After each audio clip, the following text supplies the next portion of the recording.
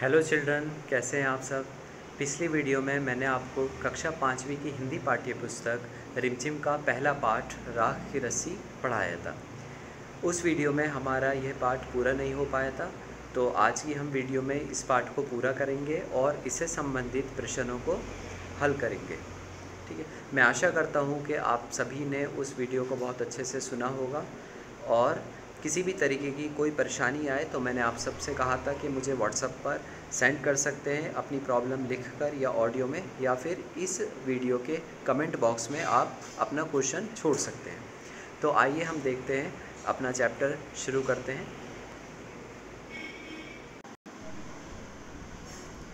राख की रस्सी पाठ हमने पढ़ा था। इसमें एक मंत्री का नाम होता है लोनपोगार, जो तिब्बत के 32वें राजा सोनगवसेन गाम्पो के मंत्री थे।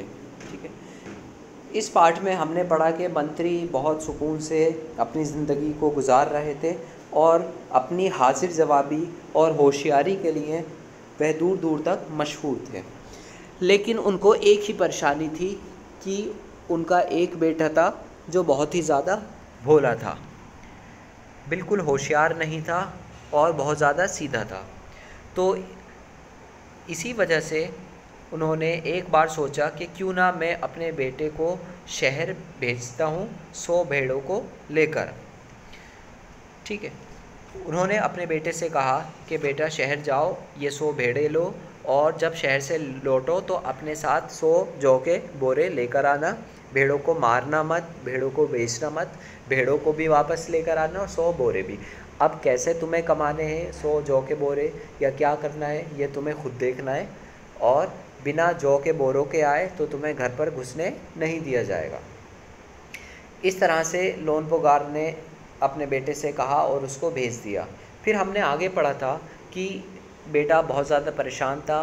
शहर पहुंचने के बाद उदास होकर एक तरफ साइड में बैठ गया था।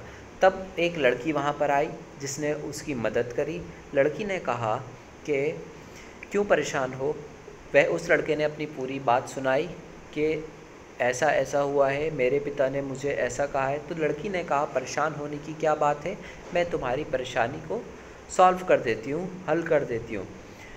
तो लड़की ने भेड़ों के बाल काटे, बेचा मार्केट में, जो पैसे आए उससे 100 जौ के बोरे ख़रीदे और बेटे को, उस लड़के को, मंत्री के बेटे को वापस अपने घर भेज दिया।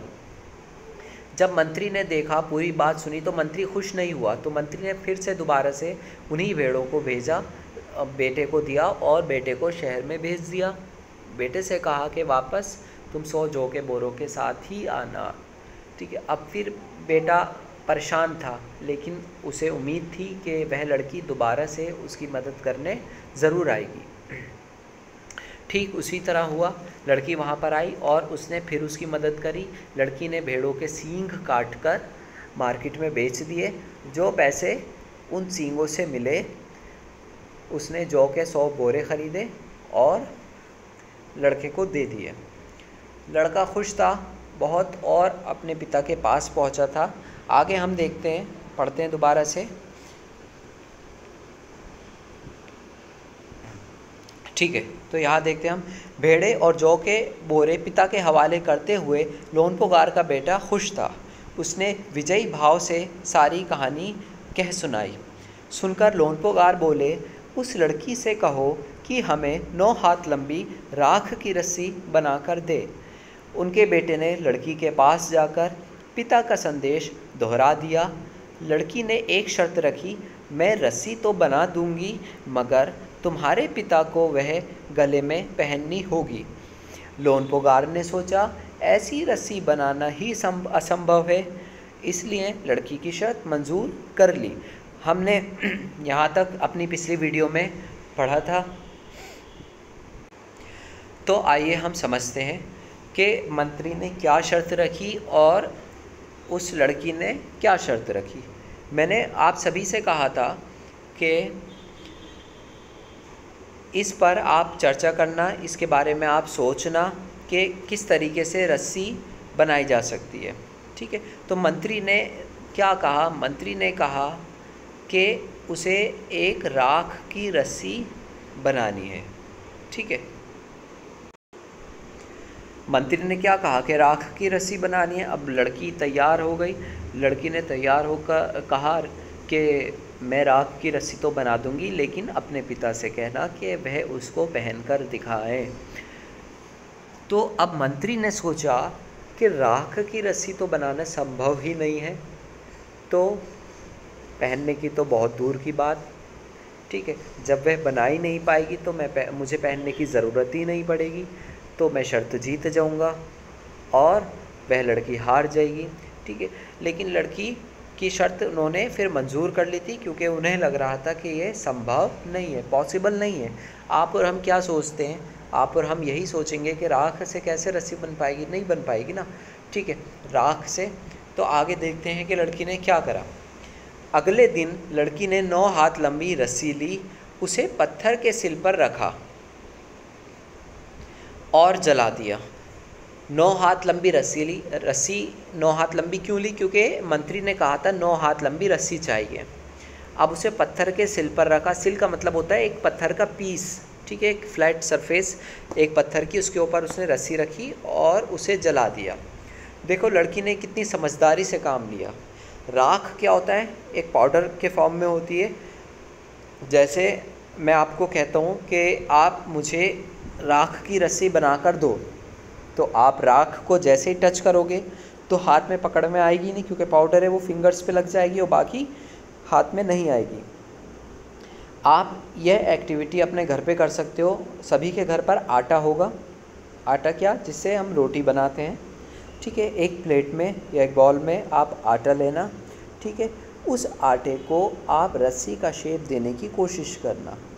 नहीं दे सकते ना, क्योंकि पाउडर फॉर्म में होगा आटा, तो बिल्कुल नहीं दिया जा सकता। तो राख भी वैसी ही होती है, तो राख से कैसे बन पाएगा? नहीं बन पाएगा। बट लड़की ने अपनी समझदारी से, अपनी होशियारी से उस राख से रस्सी बनाकर दिखा दी। कैसे? रस्सी ली उसने, पत्थर पर रखी और जला दी। आप देख सकते हैं कि इसमें पहले जो आपको एक पिक्चर दिखाई गई है, इसमें पत्थर के ऊपर रस्सी रखी है और उस पर आग लगा रखी है।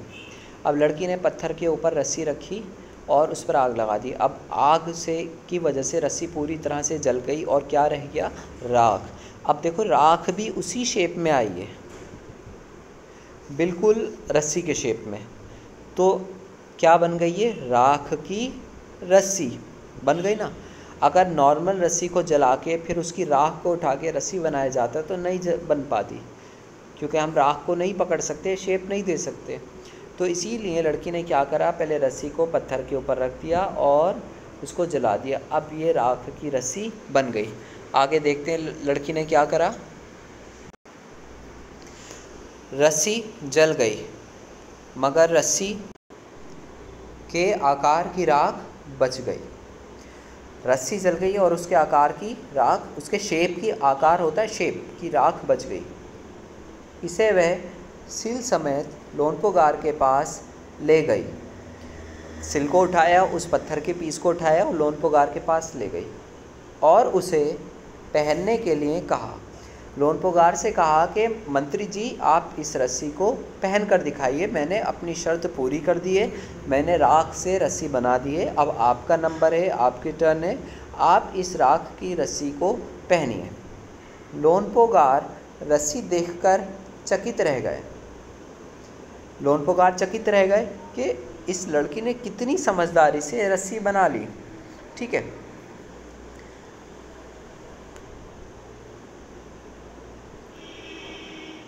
वे जानते थे कि राख की रस्सी को गले में पहनना तो दूर, उठाना भी मुश्किल है। हाथ लगाते ही वह टूट जाएगी। लड़की की समझदारी के सामने उनकी अपनी चालाकी धरी रह गई। उन्हें पता था कि इस रस्सी को जैसे ही मैं टच करूँगा तो ये रस्सी टूट जाएगी। ठीक है, और लड़की की समझदारी के सामने उनकी अपनी चालाकी धरी रह गई। मंत्री जो थे वो अपनी चालाकी और होशियारी के लिए ही फेमस थे ना, फेमस। दूर दूर तक उनकी होशियारी और बुद्धि के, अपनी समझदारी की चर्चा थी, लेकिन उनकी समझदारी लड़की की समझदारी के आगे धरी की धरी रह गई, कोई काम नहीं आई। तो इसीलिए मंत्री ने सोचा कि बिना वक्त गवाए लोन्पोगार ने अपने बेटे की शादी का प्रस्ताव लड़की के सामने रख दिया। मंत्री ने क्या सोचा कि अब मुझे देर नहीं करनी चाहिए, मेरे लड़के के लिए बिल्कुल सही लड़की मिल गई है, जो कि समझदार है, जो सही वक्त पर सही फैसले ले सकती है, और अगर मैं इसकी शादी अपने बेटे से करा दूंगा तो मेरा बेटा तो बहुत भोला है, मेरे बेटे को जब भी कोई परेशानी आएगी तो यह लड़की हमेशा उसके साथ होगी और उसकी मदद करेगी। ठीक है, तो शादी का प्रस्ताव मतलब प्रपोज़ल उस लड़की के सामने रख दिया। लड़की भी तैयार हो गई और धूमधाम से उन दोनों की शादी हो गई। तो मंत्री के बेटे की शादी किससे हुई? उसी लड़की से हुई। क्यों हुई? क्योंकि लड़की बहुत ज़्यादा समझदार थी, बुद्धिमान थी, तो मंत्री ने सोचा यह मेरे लड़के के लिए बिल्कुल ठीक है। ठीक है, वह अपने बेटे को तो समझदार नहीं बना पाए, लेकिन उसकी शादी एक ऐसे ही समझदार लड़की से कर दी जो उसका साथ देगी और हर परेशानी में उसकी मदद करेगी। तो आइए हम इस पाठ में आए कुछ शब्दों को पढ़ते हैं और उनका अर्थ समझते हैं। कुछ नए शब्द मैंने यहाँ पर लिखे हैं, जैसे कि पहला शब्द है हाजिर जवाबी। हाजिर जवाबी हमने इस पाठ के पहले ही पृष्ठ में दूसरी लाइन का आखिरी शब्द है कि वह अपनी चालाकी और हाजिर जवाबी के लिए दूर दूर तक मशहूर थे। हाजिर जवाबी होता है तपाक से उत्तर देना, फ़ौरन उत्तर देना, स्पॉट रिप्लाई। अगर आपसे यदि मैं कोई प्रश्न पूछता हूँ या आपके सामने कोई समस्या रख देता हूँ, कोई प्रॉब्लम आपसे मैं कहता हूँ और तभी आप उसका आंसर देते हैं, रिप्लाई देते हैं या फ़ौरन सोच के जवाब बता देते हैं, तो कहा जा सकता है कि आप हाजिर जवाब हैं, आप शार्प माइंडेड हैं। ठीक है, तपाक से उत्तर देना। नेक्स्ट है मशहूर। इसी की थर्ड लाइन में हमने पढ़ा कि चालाकी और हाजिर जवाबी के लिए दूर दूर तक मशहूर थे, मतलब फेमस थे, प्रसिद्ध थे। चैन पढ़ा कि उनकी ज़िंदगी चैन से चल रही थी या गुज़र रही थी। चैन होता है शांति, सुकून, चैन। तो पीस, उन्हें कोई परेशानी नहीं थी अपनी ज़िंदगी में, हर तरह से आराम था। मंत्री थे तो क्या परेशानी होगी उन्हें, ठीक है, लेकिन बस एक ही परेशानी थी जो हमने इस पाठ में पढ़ चुके हैं। क्या परेशानी थी? कि वह अपने बेटे की तरफ से परेशान थे कि उनका बेटा समझदार नहीं है। नेक्स्ट वर्ड है रवाना किया। हमने पढ़ा इस पाठ में कि मंत्री ने अपने बेटे को 100 भेड़ों को देकर रवाना किया, भेजा, सेंट। नेक्स्ट है आप बीती। मंत्री का बेटा जब वापस अपने मंत्री के पास आया, अपने पिता के पास आया 100 भेड़ों को लेकर, 100 जौ के बोरों को लेकर, तो उसने अपनी आप बीती सुनाई। आप बीती जो उस पर गुजरी, जैसे ऑटोबायोग्राफी, ठीक है, अपने ऊपर घटित जो उसके साथ हुआ वह। नेक्स्ट है यकीन। यकीन का मतलब होता है विश्वास, भरोसा, ट्रस्ट। नेक्स्ट मंजूर, स्वीकार, एक्सेप्ट। ठीक है, हम यकीन के ऊपर, आप एक उदाहरण दो मुझे कोई यकीन पर। आप अपने माइंड में वीडियो को पॉज करके सोच सकते हो। जैसे बारिश का, आजकल यहाँ पर बारिश बहुत हो रही है, हर दूसरे दिन बारिश हो रही है, शाम को रोज़ बारिश का मौसम हो जाता है, तो हम कह सकते हैं कि मुझे यकीन है कि आज भी बारिश होगी। यकीन का मतलब भरोसा है, ट्रस्ट है। हमने एक वाक्य बना दिया ना। मंजूर, स्वीकार करना, एक्सेप्ट करना। आप फिर इस पर कोई एक वाक्य सोचो मंजूर पर।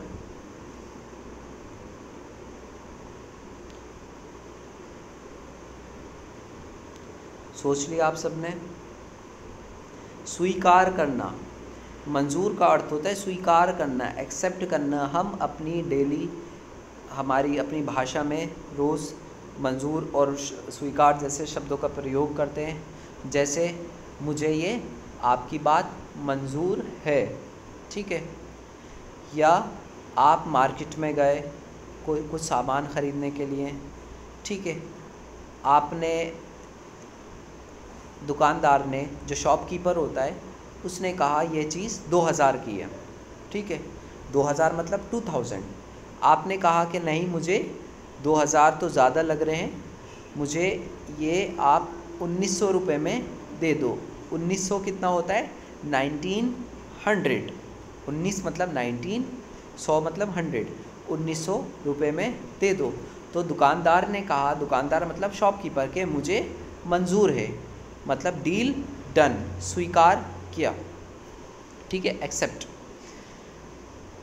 जैसे अध्यापक अपने बच्चों से, विद्यार्थियों से कह सकता है कि आपका देर से आना मुझे मंजूर नहीं, आपका होमवर्क करना मुझे मंजूर नहीं, ठीक है। चकित, चकित होता है हैरान।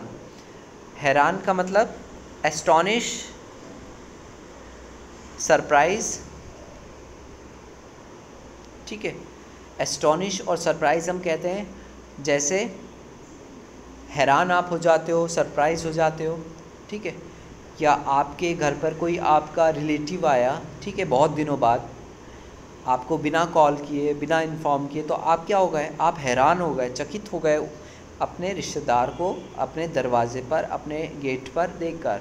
रिलेटिव होता है रिश्तेदार, ठीक है। तो इस तरह से आप और भी वाक्य बना सकते हो। चकित, चकित का मतलब हैरान, ठीक है। मुश्किल, कठिन, डिफ़िकल्ट। जब तक हम किसी भी सब्जेक्ट को नहीं पढ़ते, हम उस पर मेहनत नहीं करते, तो हमें वह सब्जेक्ट, वह विषय मुश्किल लगता है, कठिन लगता है। कोई भी काम जब तक हम उसे शुरू नहीं करते, हमारे लिए क्या होता है? वह कठिन लगता है। यदि हम उस पर मेहनत करते हैं और उस काम को शुरू कर देते हैं, स्टार्ट कर देते हैं, तो वह काम हमारे लिए ईजी हो जाता है, सरल हो जाता है। कठिन का ऑपोजिट होगा सरल, ठीक है। धूमधाम। इस पाठ में आया कि मंत्री अपने बेटे की शादी धूमधाम से करता है, मतलब खूब अच्छी तरह से, पॉम्प एंड शो, खूब अच्छी तरह से डेकोरेशन कराकर, अच्छी तरह का व्यंजन बनाकर। व्यंजन का मतलब खाना, खाने की सामग्री को व्यंजन कहते हैं। अच्छे अच्छे पकवान बनाकर, डिशेस, और खूब अच्छे से डेकोरेशन कर कर, बहुत अच्छे तरीके से करता है, तो उसको कहते हैं हम धूमधाम से, ठीक है। तो हमने शब्द देखे, इस पाठ में आए हुए नए शब्दों को जाना, उनका अर्थ समझा, और इंग्लिश में भी हमने उनका मीनिंग समझा, ठीक है।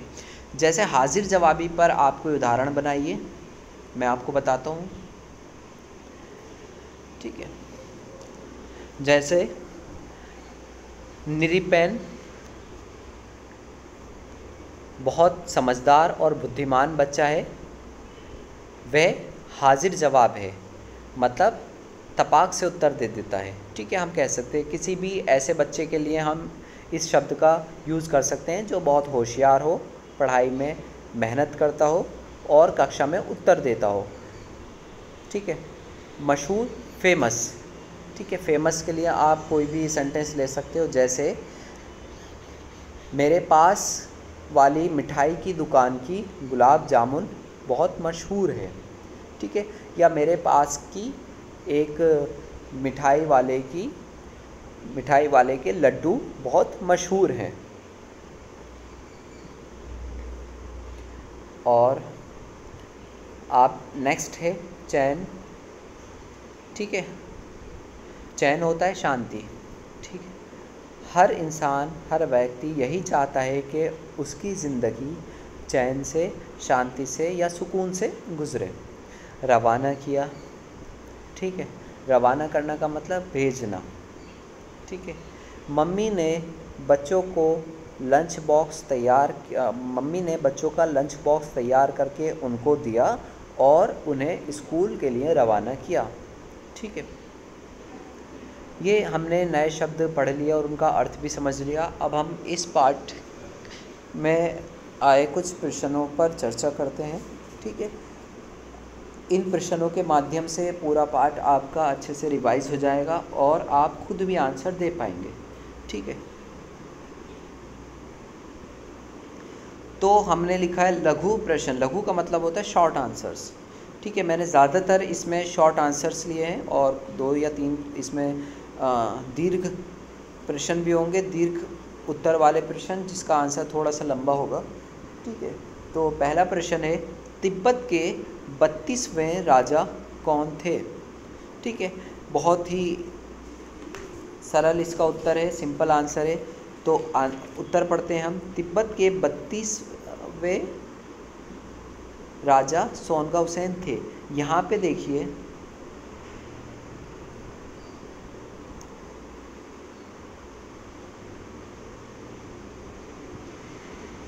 ये मैंने लिख दिया है मैं, इसमें आना है वे।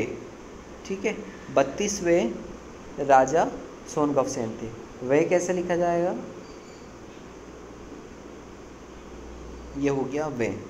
ठीक है, तिब्बत के 32वें राजा सोनगाव सेन थे। ठीक है, यहाँ पर आएगा वे, जैसे आप प्रश्न में देख सकते हैं।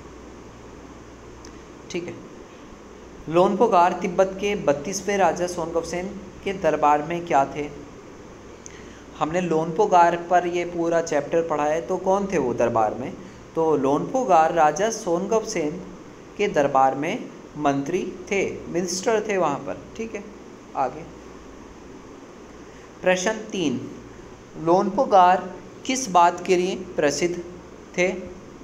उत्तर, लोनपोगार अपनी चालाकी और हाजिर जवाबी के लिए दूर दूर तक मशहूर थे। ठीक है, यहाँ पे आप देखो एक बिंदी आएगी नीचे, डॉट। ठीक है, हाजिर जवाबी। अगर मैं ये डॉट नहीं लगाऊंगा तो पढ़ा जाएगा हाजिर, हाजिर, तो जो कि गलत होगा। तो यहाँ डॉट लगने से जा किस में चेंज हो जाएगा? जा में चेंज हो जाएगा। ठीक है, जा से आप कुछ और शब्दों को भी मुझे बता सकते हो। ठीक है, ज़ेब्रा, वो तो इंग्लिश में लिखते हैं, लेकिन अगर हम हिंदी में लिखने की कोशिश करेंगे तो जा से आएगा जा। ठीक है, और मेरा नाम जैसे ज़ुबैर, ज़ुबैर में भी नीचे एक डॉट आता है। ठीक है, तो जा अगर लिखना है तो डॉट नहीं लगाओगे आप, और जा अगर लिखना है तो आप डॉट लगाओगे। ठीक है, हाजिर जवाबी के लिए दूर दूर तक मशहूर थे। उसके बाद है प्रश्न 4, लोनपोगार चिंतित क्यों थे?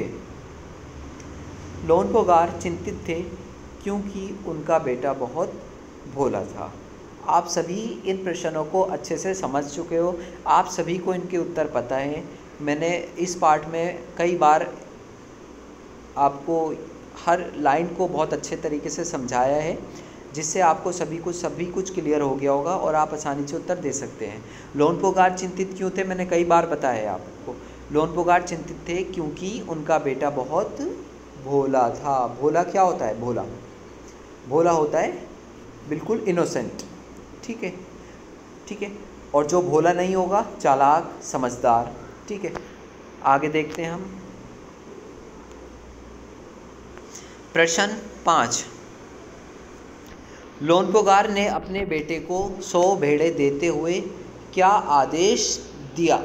ठीक है, दिया। तो लोनपोगार ने क्या आदेश दिया, आप बताएंगे मुझे?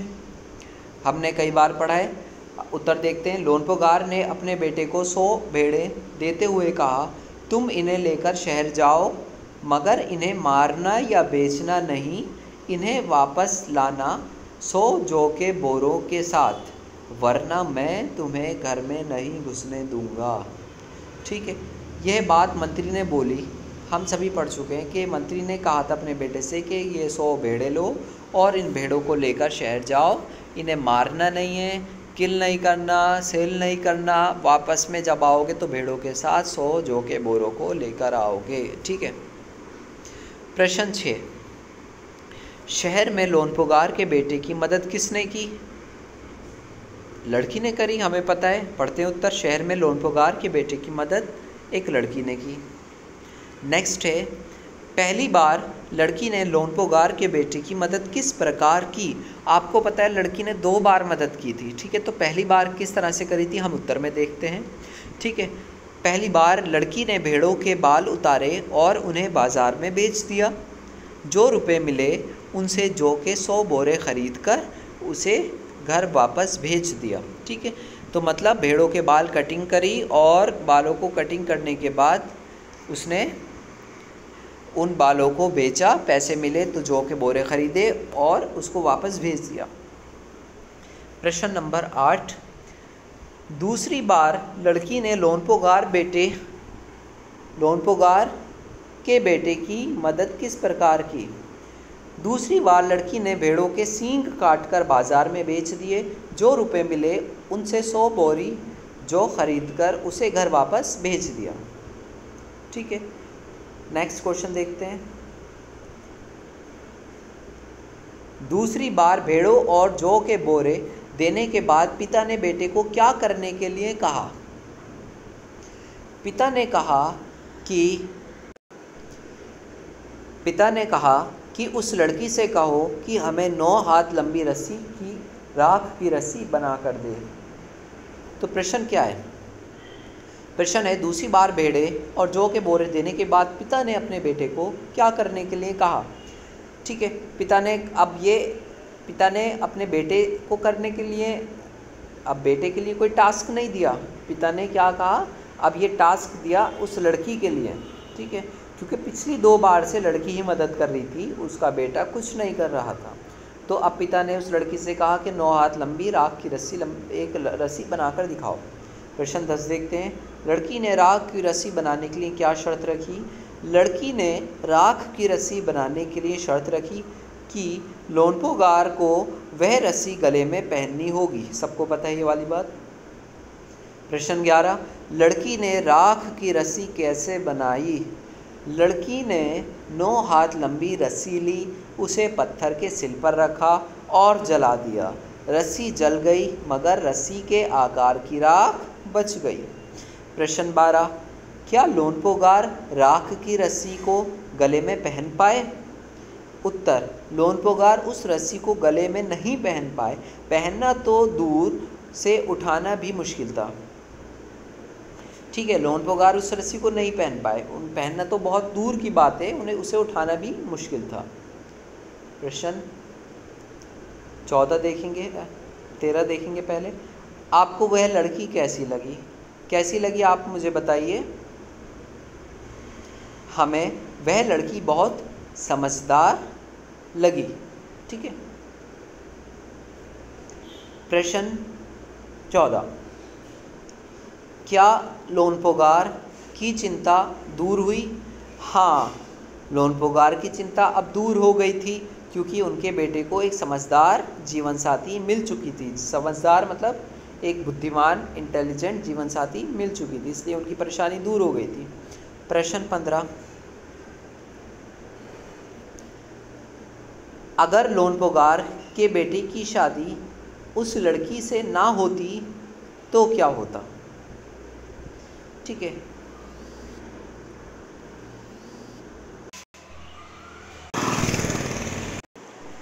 अगर लोनपोगार के बेटे की शादी उस लड़की से ना होती तो क्या होता? उत्तर देखते हैं। हो सकता है उसे कुछ मुश्किलों का सामना करना पड़ता, लेकिन उस लड़की से शादी ना होने पर भी वह अपना जीवन जीता।